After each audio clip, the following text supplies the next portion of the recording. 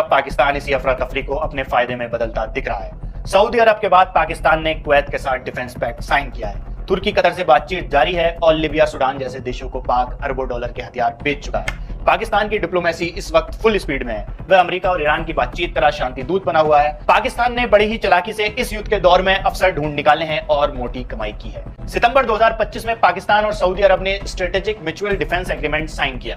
इसके तहत एक देश पर हमला दोनों पर हमला माना जाएगा, यानी बिल्कुल नाटो जैसा एग्रीमेंट। अब 26 जुलाई 2026 को कुवैत ने भी पाकिस्तान के साथ ऐसा ही एक डिफेंस ऑपरेशन एग्रीमेंट साइन किया है, जिसमें सैन्य ट्रेनिंग, इंटेलिजेंस शेयरिंग, लॉजिस्टिक और डिफेंस टेक्नोलॉजी में सहयोग शामिल है।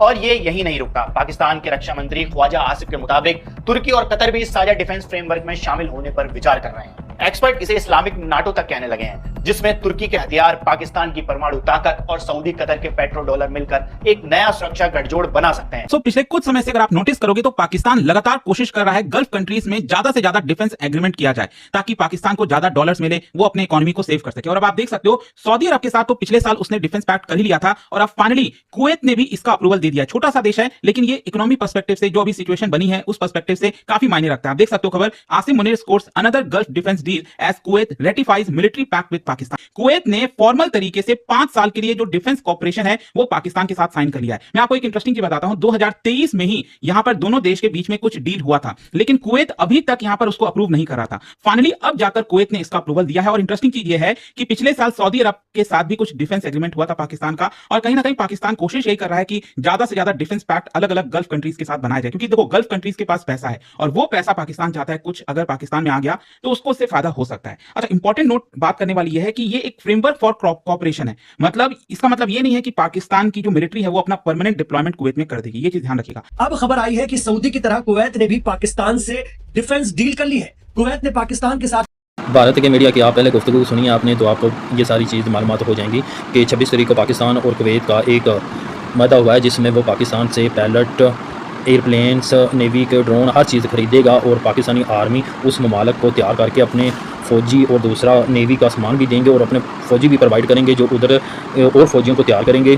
और पाकिस्तान को इसलिए भी भारत पागल हो रहा है मीडिया, क्योंकि पाकिस्तान ने उनके जो जहाज़ गिराए थे उसकी वजह से भी पाकिस्तान का बहुत पावरफुल नाम हो चुका है पूरी दुनिया में। और अब जो ईरान और अमेरिका की जंग चल रही है उसमें अमेरिका का तो एयर सिस्टम सारा का सारा तबाह हो रहा है, कुवैत का सारा नुकसान हो रहा है और दूसरे ममालक भी अमेरिका के साथ मिलकर अपनी डीलें तोड़ रहे हैं। क्यों तोड़ रहे हैं? क्योंकि उनका एयर सिस्टम हर चीज़ वो कोई भी नहीं बचा रहा। अमेरिका अपनी लड़ाई खुद लड़ रहा है क्योंकि वो दूसरों को बचा ही नहीं सकता, इसलिए वो पाकिस्तान पे समझौता कर रहे हैं कि पाकिस्तान इनके लिए खड़ा भी होगा, अपनी नेवी भी हर चीज़ तैयार करवा के हमें ममालिक से बचाएगा भी और हमें अच्छा सिस्टम प्रोवाइड करेगा। क्योंकि पाकिस्तान में जो आर्मी है, जो नेवी के अफसरान हैं, वो बहुत टैलेंट है उनके पास, इसलिए वो पाकिस्तान से मैदा कर रहे हैं कि हमारे जो फौजी हैं, नेवी है, उनको प्रोवाइड भी अच्छा असला करेगा। क्योंकि जिसने भी ममालिक प्रोवाइड करता है असला दूसरा, वो सारी चीज़ें तरीका भी हर चीज़ दिखलाता है, इसलिए पाकिस्तानी आर्मी के पास बहुत हुनर है। तो भारतीय मीडिया की जो फट रही है वो समझौते को करीब 3 साल बाद आधिकारिक मंजूरी दे दी है। कुवैत के शाही फरमान के बाद अब यह समझौता लागू हो गया है। दोनों देशों के बीच इस डील पर 11 जून 2023 को ही हालांकि दस्तखत हो गए थे,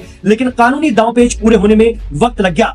अब कुवैत सरकार ने इसे अपने कानून का हिस्सा बना लिया है। कुवैत पाकिस्तान डील के तहत दोनों मुल्क आर्मी ट्रेनिंग, डिफेंस ट्रेनिंग, खुफिया जानकारी साझा करने, रसद व्यवस्था और डिफेंस तकनीक जैसे क्षेत्रों में मिलकर काम करेंगे।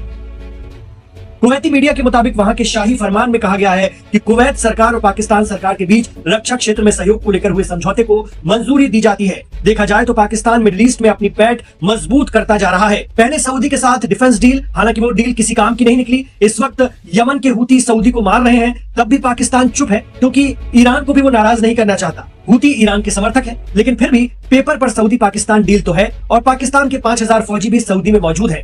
और अब कुवैत के साथ समझौता। गौरतलब है कि मुस्लिम देशों के बीच पाकिस्तान की सेना काफी प्रोफेशनल मानी जाती है। रिटायरमेंट के बाद भी Pakistani general colonel middle east में ही जमे रहते हैं, पड़े रहते हैं और वहाँ की फौजों को ट्रेन करते रहते हैं। ये और बात है कि जब पानी सर से गुजरता है तो अरब देशों को अमेरिका ही बचाता है, वो भी इसराइल की खातिर।